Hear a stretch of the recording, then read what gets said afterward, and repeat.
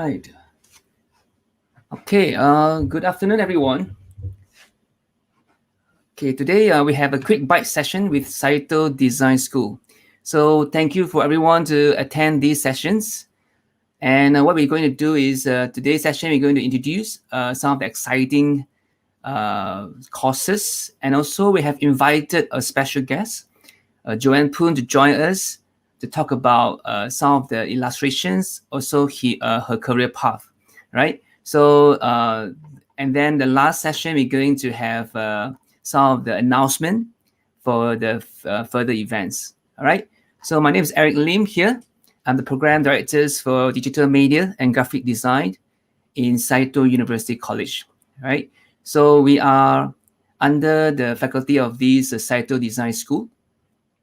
So right now what we'll do is I'll present this slide to you to introduce you what is this Saito Design School about. And then from there, hopefully you will get to know us more. Any further information, you can also contact our counselor later. I'll show you the contact. All right. So right now, let's start with a very, very short video, right? This current Saito Design School in PJ Newtown, right? I will play a very short video clips here. All right.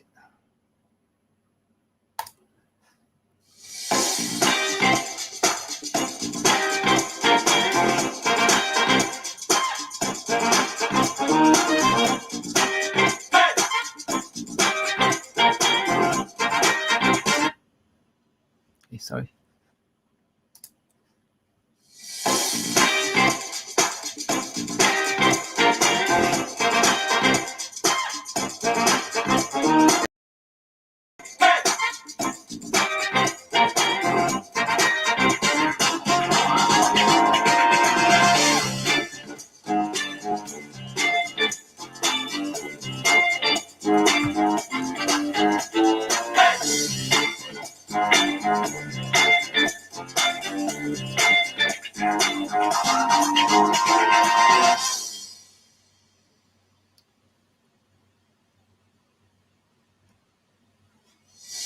Okay, so this is Saito Design School, and recently we are allocated at this PJ Newtown, right? And then it's nearby this Taman Jaya LRT.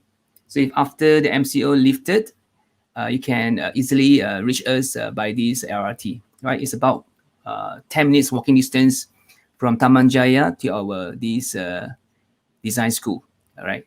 And also right now we actually not only collaborate, we encourage students to study with this global classroom, right? Also we call this borderless classroom, so that students not only study in the campus or the classroom itself, but instead they're going to study from different industry partners and also experts, right? Which like Joanne Poon, she's going to be our partners as well to let the students learn something more than what you can learn in the classroom. So we have these, tagline called "When Classroom Are a Thing of Past." So right now we have with these directions, right? We also have the collaboration with these international university, including China. So right now we are collaborate with this Sichuan Fine Art Institute, the top 5 art institutes in this China, right? So what we did is actually we collaborate with them on these module integrations, and also let the students spend a semester in these Sichuan Fine Art Institutes, right, for experiential learning. And then not just experience the study there, they also will this is accredited courses, so that the students will gain the credits from this experience study and then come back to Saito again to continue their degree. All right. We also have the online courses taught by a professor from SFAI, China, so that it's like a co-teach, right? You not only learn the things in the Malaysia context, you also learn different things in this with collaboration with international university like SFAI, right? Sichuan Fine Art Institutes.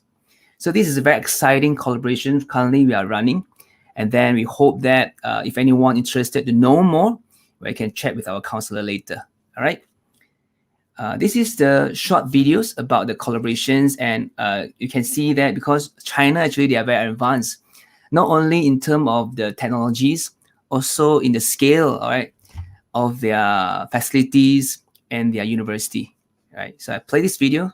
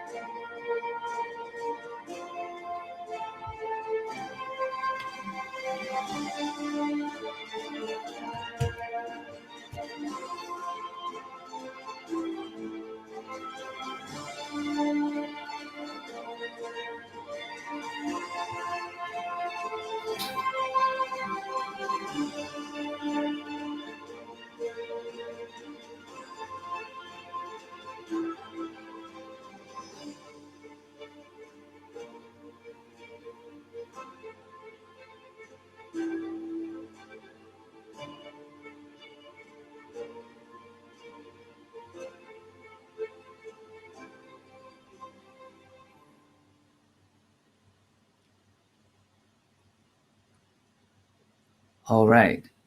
So as you can see just now, the video actually is all in Chinese.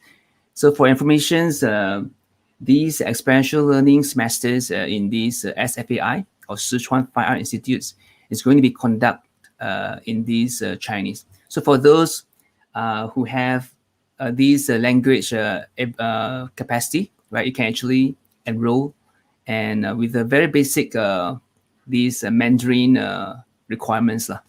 All right. So this is the collaboration with China, and then the next one, of course, without further ado, we introduce you Joanne Poon. All right. Let me scale my slide a bit. All right. Okay. So Joanne Poon, a very young graphic designer, who is with us today. Hi, Joanne. She's a graphic designer and illustrators, specializing in hospitality and event industries. That's not the end of the story, of course. So over her career, she continues to pick up her side skill, right, in writing, also in this story paneling. If you don't know what is it about, you can ask her later, lah, right? You have a Q&A sessions. And then in 2019, actually, she stepped out from her job and working with professional editor friend. And she self-published, this is a title called Dandelion Promise on this WEBTOON canvas. All right. And then within 2 months of launch, Dandelion's Promise was featured as a special and gained further readership, earning other feature categories such as the staff picks, recommended series, and also today hot series to date. So this is a very popular title she has created, right? So by the way, hello, this our guest here. Let's welcome Joanne Poon, right? So Joanne Poon, how are you? Hey, I'm good. Tired because just finished a class. All right. So actually, Joanne Poon has this fast forward class with us, right, for this month. And then next month, we're also going to conduct this fast forward class as well. I'll introduce you about the class later. It's a free course, which are running for around 12 sessions, right, to cover the whole topic of basic drawing. So Joanne with us for these courses was one of the tutor. So right now, let's get things rolling with the first question from my side. All right. So Joanne Poon. All right. Yes. So beside on this, I think the title of this Dandelions is quite interesting. So we want to know, right? What is this inspiration come from to publish this title, and then what is the ideas or the message you want to send out through this comic book series? All right. Okay. Yeah. So, funny is that like usually people tell me that like the way how they get their title, right, is usually like from some sort of like experience they used to have. But for mine, it was mostly like I was really inspired by the song from Jay Chou. I'm not sure if any of you guys know Zhou Jielun. So he has a song called 蒲公英的约定. So literally directly translate is Dandelion's Promise. So I remember hearing that music and I felt really inspired to create a story. And I didn't have anything solid back then, but I knew that I wanted to talk about story of friendship and through how do they navigate life as they grew older. So Dandelion Promise has always been a passion project in a way for me. I have been planning it for more than 10 years and I'm still like planning right now. So it's really a lot about how me as a person growing in this world, how is it different, like we because when we were young we don't really learn about politics or whatever. It was sort of like dumped into us, and we are called to like vote for the country, vote for the and I remember growing up to that stage, I was like a bit confused because I have never thought about politics, and there was no media has ever explained to me what politics was. How does it affect our life? I really don't know because like no one has taught me this, right? So I felt like there was a missing part in the story world. So I thought maybe there is a chance, to actually like teach people in a point of your life you have to make decisions not just for your life but also to the people around you as well, that sort of thing. So that's where Dandelion Promise is. I cannot give too many spoilers because I have audience as well who are tuning in, so cannot give any more than that. But yeah, it's basically coming from my own experience growing up. Understand. So you feel there's a lack of information on this part. So this story will try to tell about something people are not talking about, right? Yes. So you can create some awareness. I think with these motivations, how about like when you want to create the, of course you go through a storytelling, brainstorming, and then go through some process behind the scene. So maybe you want to talk about this, what is the things you prepared once you have the ideas, right? What is the follow-up on that? Means like how you execute this process. Right. I think most of these audience here, some of them, they are students, right? Those who are interested in design, they might want to know something not only on the surface, right? But rather something behind the scene. So I think while you talk about these, right, I'm not sure whether you want to show the videos or things you process through. You can do that as well as needed to. Yeah, sure. This. Video should be playing. So I'm waiting for. Okay. So while I talk, let the video just sort of show behind the scene, right? But basically, as a student or someone who has an idea, after you have a big idea, you have to come down to actually doing production, right? And so it's like, how do you want to translate your idea? That was the question. So I like I mentioned, there was a lack in politics or like educating what politics is to the younger audience, So how so I made like research what younger audience would like to see. So probably comics, films. Those are one of the few things that would capture their attention. So okay, so then right now I have my medium. So comic is something that I want to do. So from then it's like, how do I want to do a comic? Because in comic you have to learn about writing, you have to learn about storyboarding, you have to learn about paneling, all these kind of things.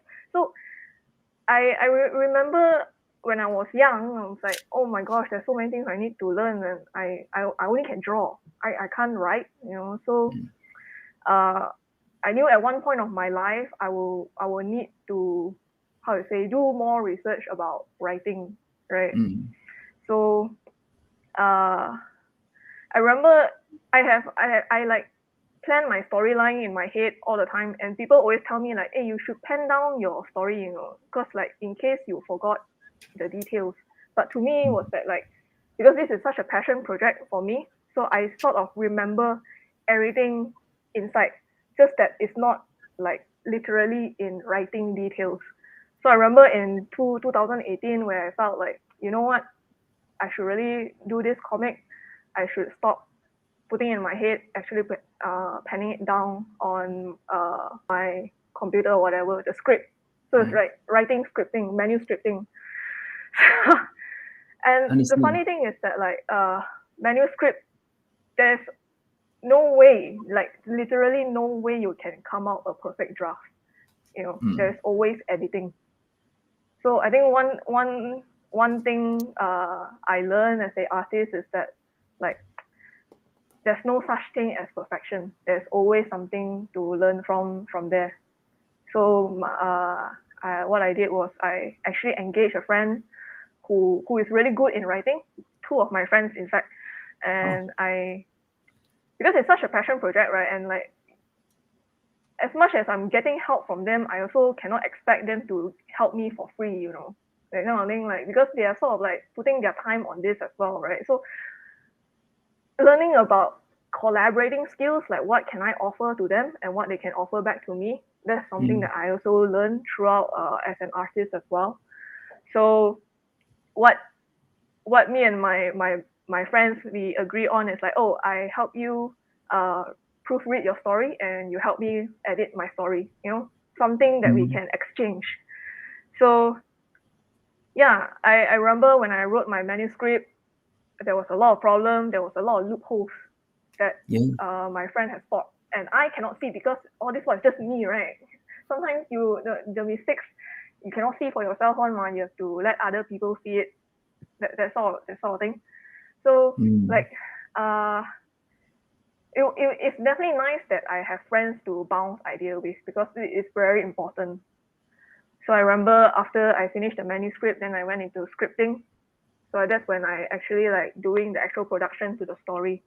So I remember this was like in 2018, 2019, where I literally only have 2 hours a day to do my passion project, and the rest of the hours was all for work. So it was not sustainable for my story to move there, and especially like there's so many things that's going on. So therefore I decided to take a leap of faith and like jump out from work and actually doing full-time comic. Understand. All right. So I think it's kind of, I think I see that you are not really work alone when you're producing this comic book. Like you say, you're engaging someone who good in writing, right? So actually for in this this Saito Design School, right, we also have some team project as well.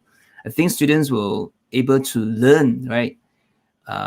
It's important for students to learn not only to work things by themselves, but instead, like what Joanne Poon said, you're collaborating with others. Even tap on their expertise, right, to produce professional work.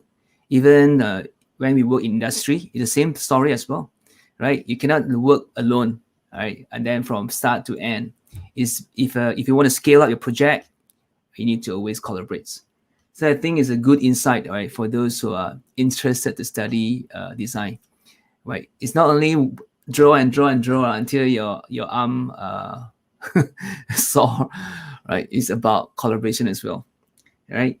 And then I think for these for Joanne Poon, I think you have gone through some of the tertiary trainings as well, right? To equip you with some skill, right? To expand or to scale your career further.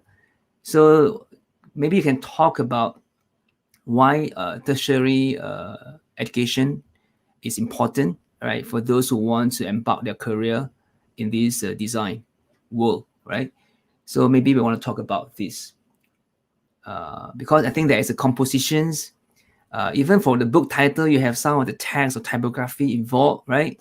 The background, the whole storyline. There's a lot of things comes in together. Like for Saito, we offer like 33 subjects, right, for one course.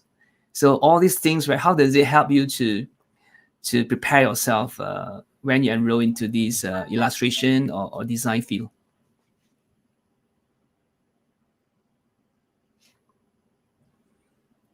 Hey, sorry. Halfway, my computer sort of just Oh, died okay, okay. on me. So yeah, sorry. let me. Do I Let need to me. repeat myself? Yeah, you have to repeat yourself. And actually, I haven't finished my story yet, lah. But yeah, so Okay, just probably I let forgot my me. script already. Okay, now my so basically what I say is like it's now you listen with your sharing, right? You talk about the collaboration with the writers, right? Yeah. That's why we say that for design professional works, right? It's always not a solo presentation or you work alone at the backstage and then finish up by yourself, right? Yeah. Sometimes the bigger project, that even the comic book, you need to collaborate with someone you trusted. Yes. And then that's why in this Saito Design School, right, you have some team project. Even sometimes the student don't like it, but we still assign them a team project. So they learn to collaborate. They learn to embrace different culture. You know, they learn to adapt. They learn to understand each other's, and then produce some works. So I want to know, like, with this, right? I want to know, right? Since you have gone through the tertiary education as well, right? How does Hmm. this help you to become a better person in this collaborative work, and also in your whole design compositions things? Right. Okay, so funny thing is that like I actually graduated as a multimedia student and then Mm, I went into graphic design. So I remember that actually there's not a lot of things I learned graphic design stuff in my college.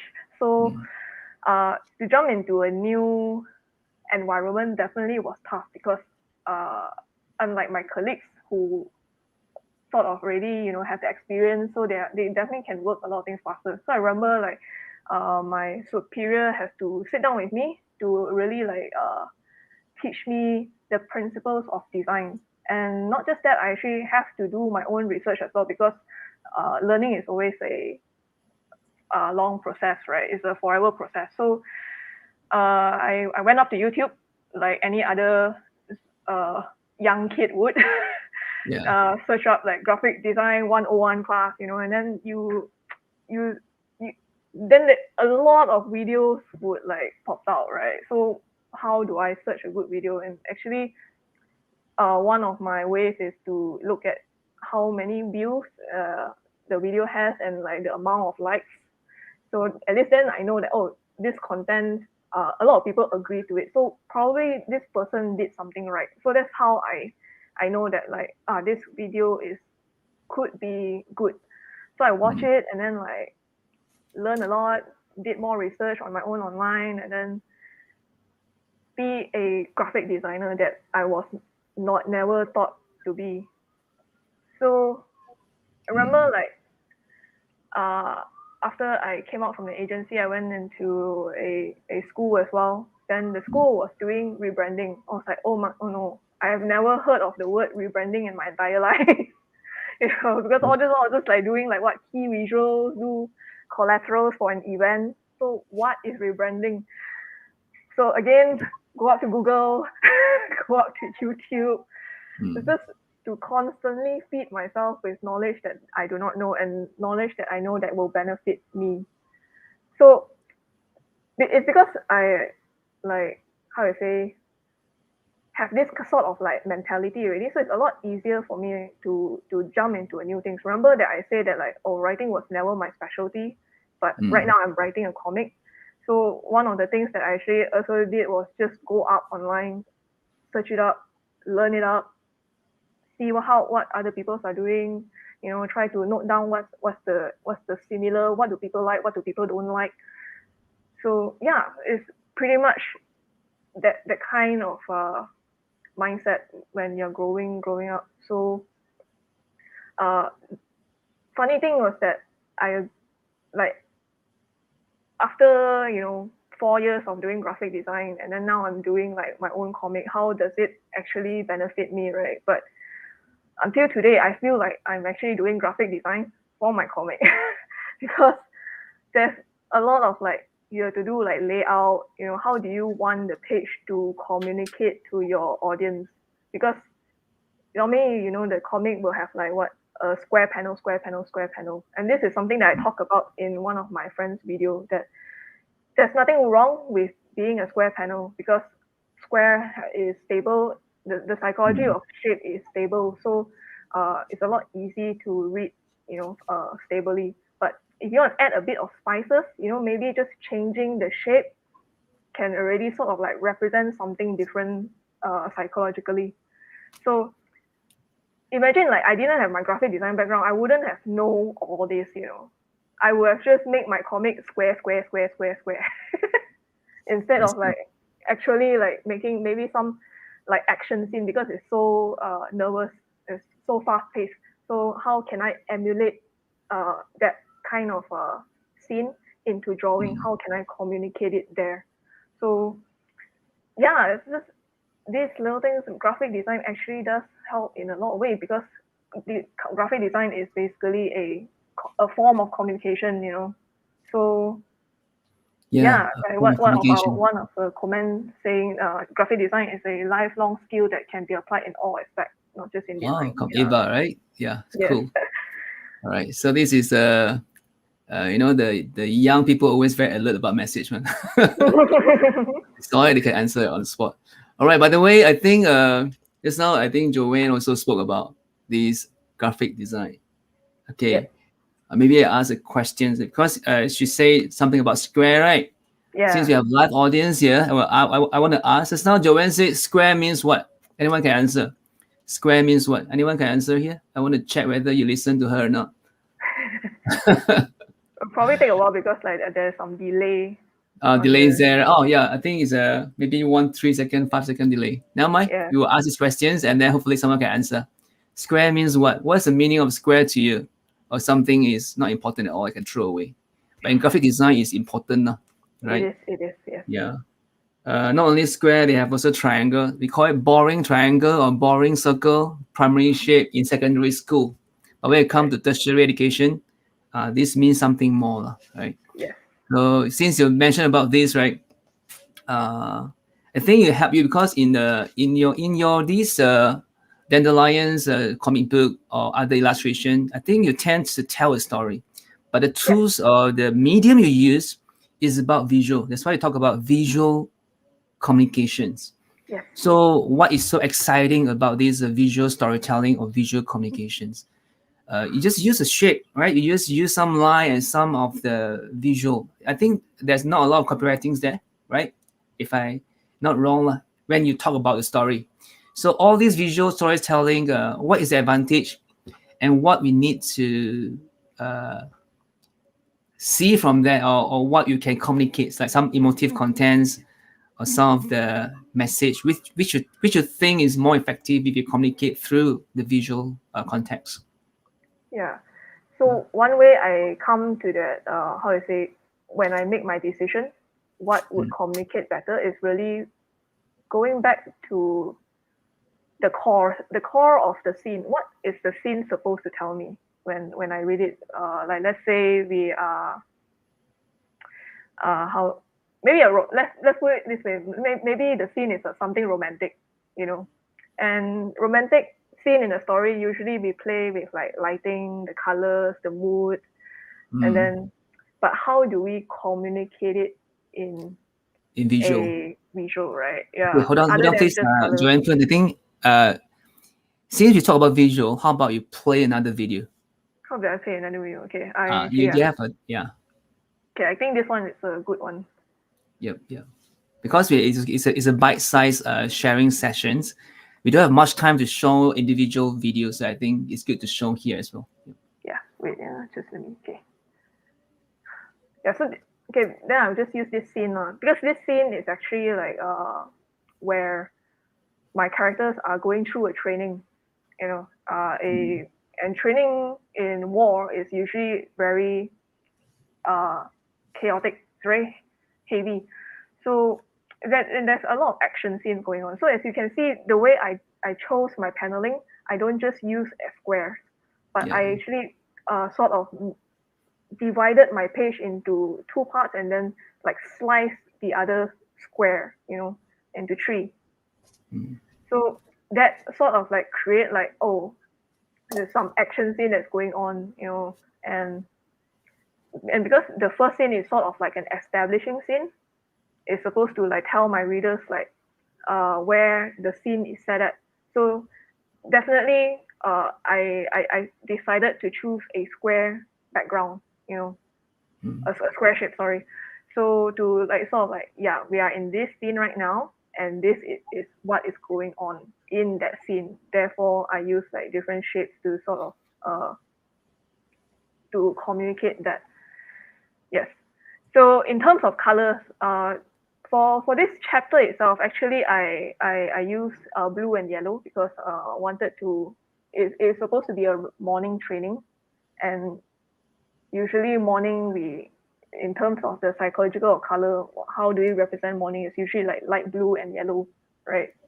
And evening would be like purple, orange. Nighttime will be dark blue. So it's this kind of little things really make a difference to how your scene play, because clearly in my previous chapter they talk about like my character is supposed to go for a training, an intense training in the morning. So like even like this scene itself where I break the page into not a very formal square. It's actually like using which panel I want to emphasize, which panel I want to is that it's not so important, but it still plays a key function in the comic. So it's just things like this that I learned it from graphic design, visual telling, where we have the principles of visual principles. One of them was playing with size, because I remember I read that like size, depending on how big your text or how big your subject is how you want the viewer to see, like sort of like guide your viewer's eye to the storytelling. So at least that's something that is definitely something I learned from graphic design to apply. So this is like a finished work without any text. Yeah, without any text. Wow. Okay, looks this great. Is my finished work. Yeah. I think the graphic design training does help you because you put a lot of these triangle, diagonal lines, which create a lot of dynamism on that. So for students, I think normally they learn this on semester 1, right? What is a diagonal lines about? Dynamic, imbalance, right? Maybe sometimes you feel dangerous, insecure. So all this description, I think you pick up from graphic design, right? Is important as well for you to develop such a fascinating visual, right? Yeah. Because I remember there were a few of my younger audience in Instagram. They actually asked me like, how do I decide how I want to make my panel? Like which one the panel supposed to be longer, which one's supposed to be shorter. So it's things like this. I tell them, it's actually from my graphic design skills. I learned about the principles, so sort of like relay it that way. Understand. Okay. I think now is around 2:10. We would like to pick up some of the questions from the audience as well. So as long as we can answer, I think Joanne Poon will answer you. Do you think someone answered about the square already? Square equal framework. Well, that one is, I consider I mark you as correct as a lecturer.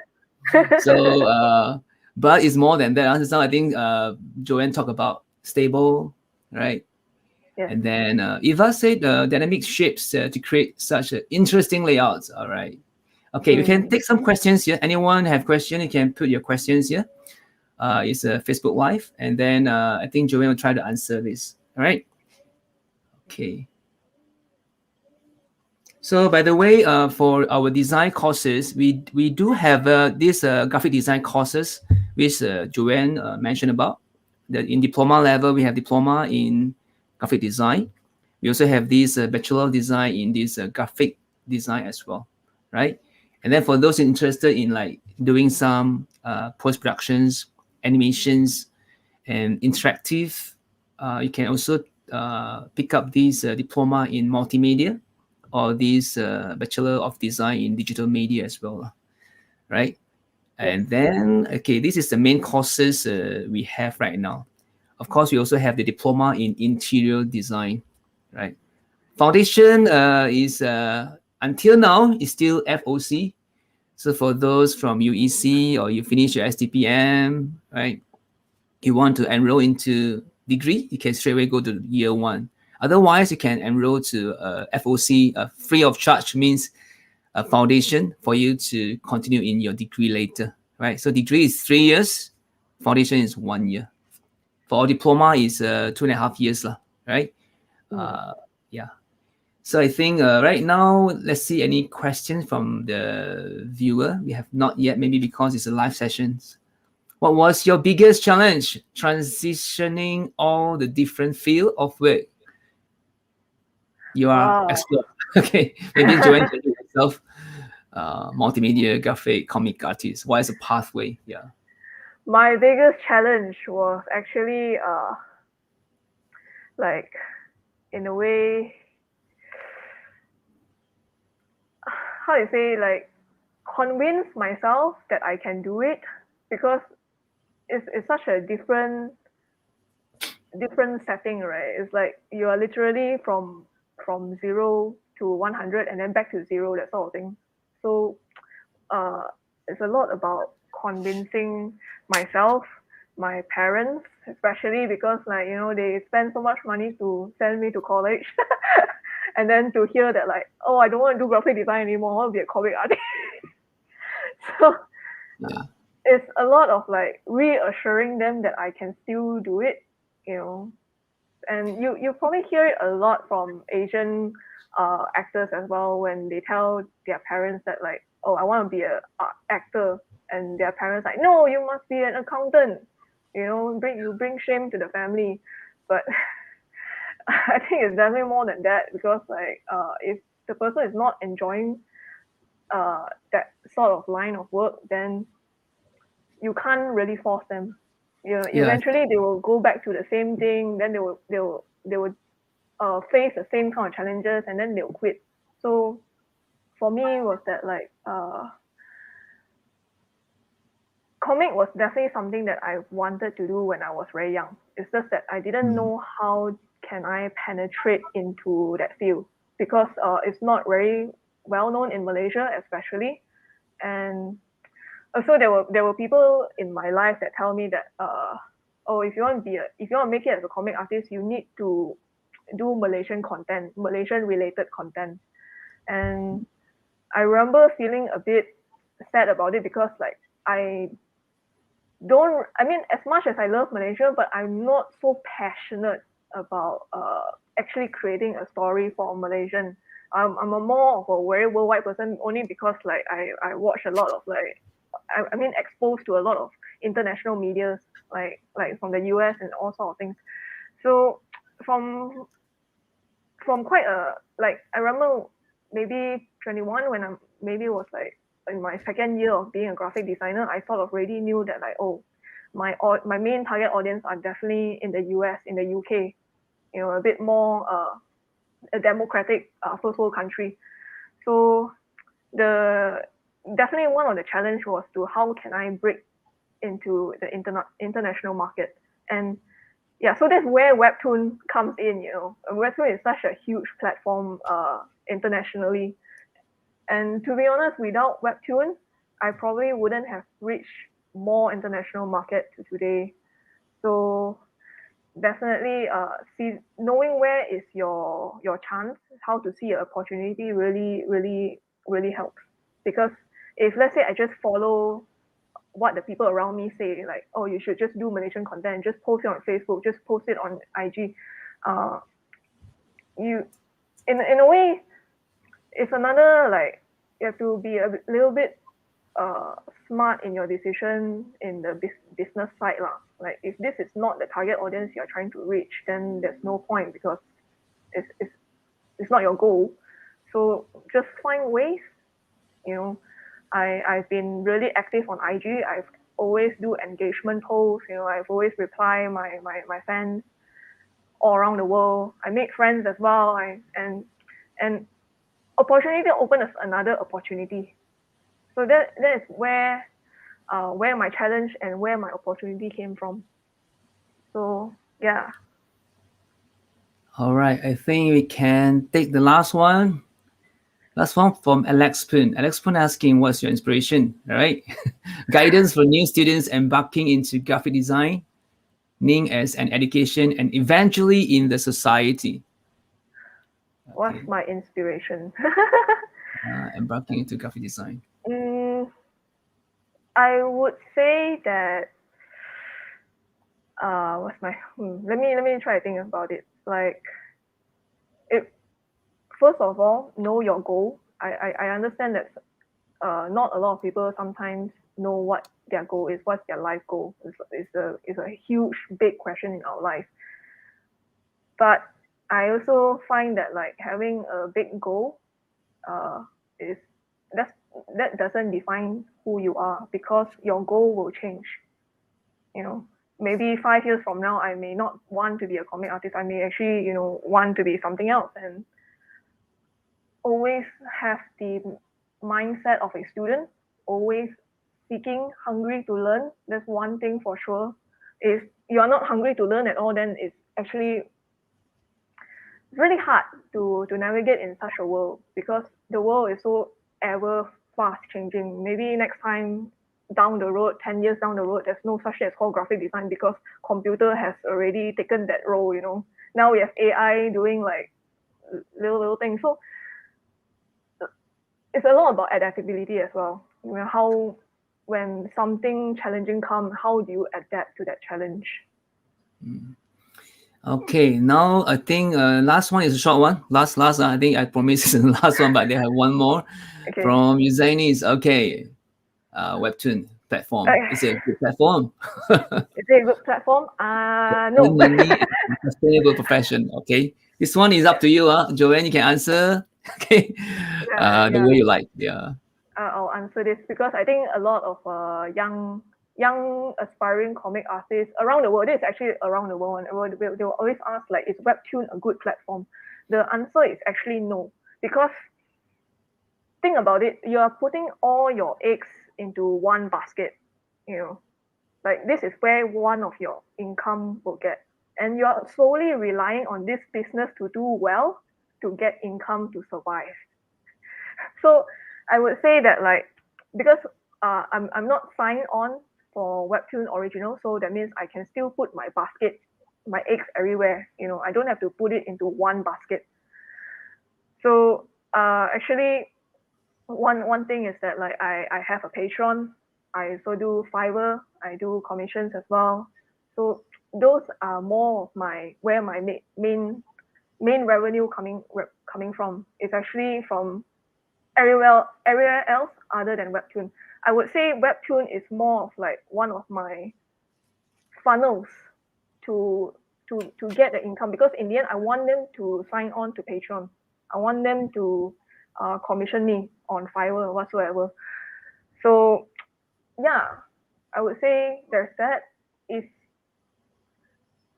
I've also seen other comic artists where they send their works not just to Webtoon, but on like platforms like Tapas, Beehive, those bigger publishing house where they have the funds to fund your comic, your story.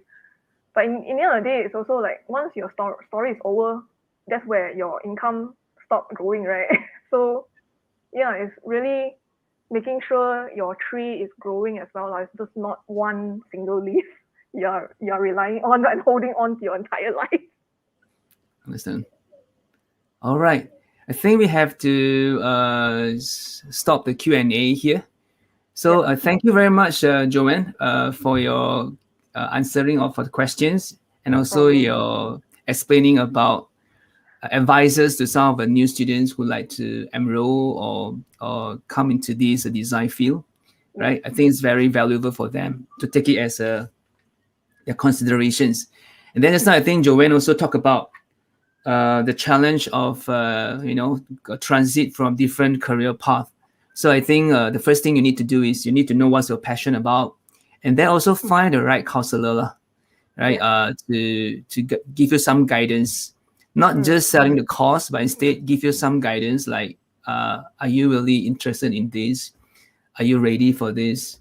So that you no need to go through so many thinking, or even go to the wrong direction probably. So I think we have a few counselors here. Later I'll show you. You can contact them.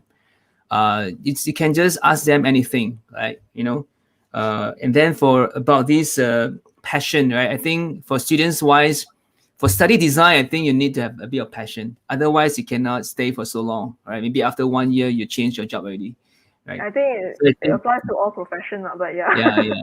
Then that's why it's like, especially design, like I say that because you talk about not only the figures, right? Not only about the number of calculation. You talk about the whole compositions of design. You send in a lot of these emotive content or visual communication things. So the art part, I think you need a lot of passion. Of course, like what Joanne said, everything you need passion, but especially for design courses, right? And then you need to know what you want. For Saito, we are looking onto this outcome-based learning, right? Means you will achieve what we promise you on outcome-based, right? We promise you to become a professional designer. Eventually, you will learn to become a professional designer, not someone who just know how to cut and paste. You know how to create, you know how to design, and then you learn all these principles and you apply it, right? And then Joanne also talked about the international exposure. Now you not only work in Malaysia, even you're in Malaysia, you work for US company as well, right? I'm doing comic work for one of my US friends. And so maybe definitely Malaysian boleh lah, especially for those who can handle 3 languages, And for me myself, I can handle Chinese as well. So I went to Shanghai to work, no problem, right? Singapore, or even you can even work in US. Nowadays a lot of things online, so you can do that. So open yourself up, not only in Malaysia, right? The opportunities also is everywhere, global, including China as well. Okay, so right now I will take over this slide. I will present the last few slides for just to close these sessions, right? Okay. Hold on, I shall say goodbye to everyone. Okay, Joanne can say something to the audience first, right? Right, anything to the audience, Joanne? Anything to the audience? Anything you want to tell the audience? Okay, I think later I'll show your contact as well. No worry, the Instagram, all these things, the links I will send. I'll share in the slide as well. Yeah. Okay, so right now I'll take over. Okay, so this is the slide I just presented already. This one is the courses we have: foundation in design, to diploma in multimedia, diploma in graphic, and also diploma in interior. So degree, we have these 2 courses, right? So you can also, of course, contact our counselor later about these courses we offer. And then for Joanne, we have approached her because she graduated in diploma. So probably, hopefully you will join our degree later. Okay, we still discuss about this, all right? And then this is the company we collaborate with, right? As what I said, we not only teach in the classroom, we also want our students to learn globally and also from the expert from different industry, right? So this is one of the partner we have in 6 in the city, right? We use the Chroma Key studios to doing those live stream, live casting. The studio also can use one of the hardware, right? TriCaster, one of the world leading hardware in this live stream broadcasting, right? We'll put this in our module for these digital media courses, all right? So this is some of the some of the things we want the student to learn in this applied learning, right? Build competitive spirits, build linkage with industry, build network with employers, and build their designer persona, and also understand the whole design expectations, right? Not only work by yourself, but also through the collaborations. Okay, so at the end here, this is a upcoming events, right? We're going to have this creative Chinese typography design on December or January. We'll announce it on this December. The free course co-teach by Saito lecturer and this Professor Wang Hong. He's award winner for this typography design in a lot of different fields internationally, right? So for those who are interested, please look into our Facebook for further announcement. Okay. And then currently on this September, we are running fast forward program. On October, we're still running. At least we will run basic drawing still, right? So basic drawing will conduct by this Wendy and also Joanne. If Joanne is still available, so we still continue on this October. Again, we will announce the date again later on October. It's a 1 month free course for students to enroll and then to learn the course we taught in this Saito University College. And then once you finish the course, you can actually gain this micro credential to enroll to our university college with 3 credits. All right. So it's free course. Hopefully, some of you guys who interested can actually contact our counselor later, right, for October events here. So this is basic drawing, all right? And then on this Saturday, 25th of September, we're going to have these info days, right? Introduce you about our school. And then also we have a special alumni guest from this Frederick Lim, who is a creative director, right? For these HWM, Home Deco, and Golf Digest. Very experienced creative directors. So he will share about design as well, right? In these design courses. So I hope to see some of you on this Saturday, 2 to 3 p.m. All right. So Saito is the first graphic design school in Malaysia. We have been 33 years in this as a design school already, right? Just for informations. Okay. And then next one, okay, this is the Joanne's contact, right? The Instagram and also Webtoon. You can just put down your notes. I'll stay here for a while.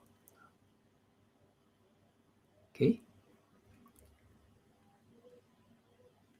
All right. And then this is our contact. You can scan the QR codes, right, to see what we offer in this SDS website. For course inquiry, you can email inquiries@saito.edu.my or our counselor here, Casey, Miss Wong, or Miss Nikki. Right? Okay.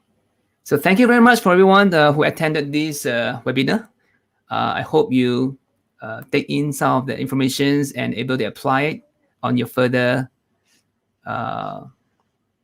career path or your choice of courses. All right. See you all. Bye-bye.